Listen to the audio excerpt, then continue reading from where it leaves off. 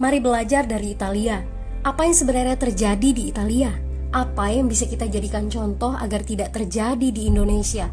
Kreatif konten ini berasal dari artikel warga Italia, dipersingkat dan dilengkapi data agar lebih mudah dipahami.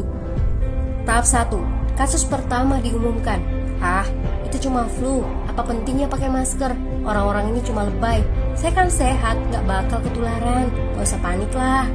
Tahap 2. Jumlah positif COVID-19 mulai naik signifikan. Cuma beberapa yang kena. Yang meninggal pun hanya orang-orang tua saja yang memang udah punya penyakit. Hidup seperti biasa aja lah. Pacaran, nongkrong bareng temen, jalan-jalan ke mall. Tetep, lanjut. Tahap ketiga, jumlah kasus meningkat dengan cepat, berlipat ganda dalam 1 hari. Tingkat kematian pun bertambah. 7 Maret, lebih dari 5.000 kasus positif COVID-19. Zona merah diberlakukan di Italia. Wilayah yang dikarantina hampir 25% dari luas Italia. Sekolah dan universitas tutup, tapi tempat kerja, bar, dan restoran masih buka. Sementara itu, 75% wilayah lain masih menganggap enteng COVID-19. Anjuran mencuci tangan ada di mana-mana, tapi sekadar anjuran dan tak banyak yang melakukan.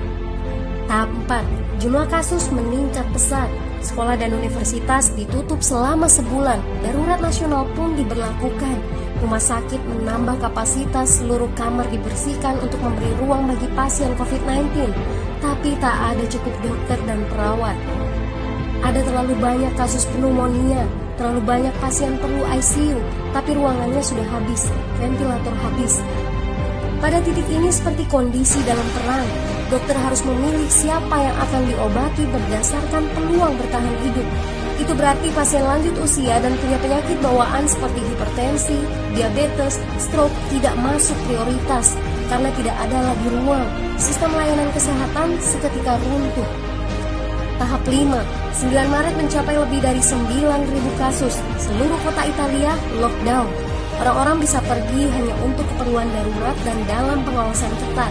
Semua bisnis masih dibuka karena jika tidak, ekonomi akan runtuh. Itu kebijakan pemerintah. Mulai ada ketakutan, orang-orang mulai memakai masker dan sarung tangan. Tapi tetap saja, ada anak-anak yang merasa jagoan, masih ingin uji nyali. Pergi ke restoran rame-rame, hangout bareng, minum-minum, dan lain sebagainya. Tahap 6. 2 hari kemudian pemerintah Italia berubah pikiran. Semua bisnis harus tutup. Bar, restoran, pusat perbelanjaan, semua jenis toko, kecuali supermarket dan apotek. Penyebabnya, karena dalam sehari yang positif bertambah lebih dari 2.000 kasus. Penduduk yang mau keluar rumah harus mendapat surat izin.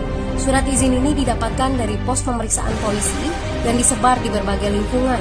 Yang melanggar bisa kena denda 3,3 juta rupiah. Bagi pasien positif yang tidak mau mengkarantina diri, bakal dituntut dengan pasal pembunuhan, hukuman 1-12 tahun penjara.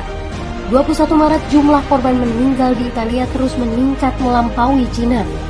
Sebagai gambaran, luas Italia itu kurang lebih 2 kali Pulau Jawa. Penduduknya lebih dari 60 juta jiwa. Lalu apa yang harus kita pelajari dari Italia?